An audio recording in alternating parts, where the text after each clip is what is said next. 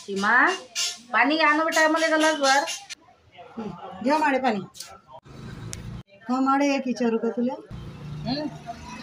बोलणं काय म्हणते बसाडी घे कामा ते नांद्याला जाणं असते नांद्याला जातात पोरी ते काय असते हो मा नांद्याला जाणं म्हणजे नवऱ्याच्या घरी जाणं नाही ना हो मा ते तर मला माहीत आहे आता मला साखरपुडा झाला लग्न ठरलं आहे की नाही मग ते नांद्याला जाणं म्हणजे काय असते ते तर मला माहीत आहे नवऱ्याच्या घरी जाणं म्हणजे नेमकं काय असते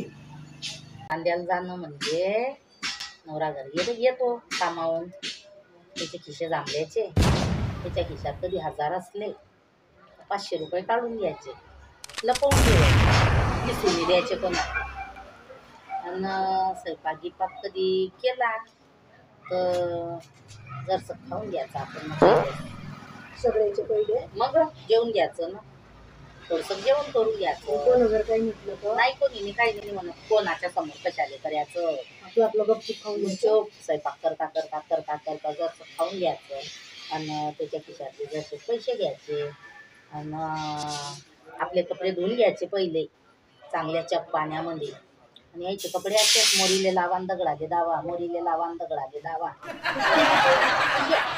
पण आपले चांगले धुयाचे आपले कपडे गंदे न द्यायचे बाकीच्या सगळ्याचे असं असतं करायचं कामा असं राहतं मग कामा मग ते पैशाचं करायचं काय त्याच्या मग खिशात ते पैसे राहता की आपण गावाला येतो माहेरात माघारी येशील मग तू ते लग्न झालं की मग काही पावाचे पुढे आणायचे काही बिस्किटाचे पुढे आणायचे त्या बापाले द्यायचे मले द्यायचे बस थैली भरून आणा अशी बस लोकांले वाटीन माय वो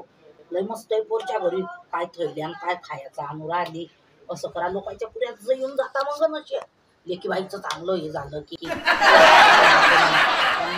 पैसे उरले अजून उरले तिच्यातले की तेवढे सगळे पैसे मायजय देऊन द्यायचे डबल नांद्याला जायचं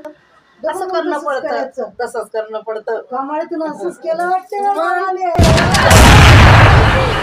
नाणं म्हणता नाणं असंच राहते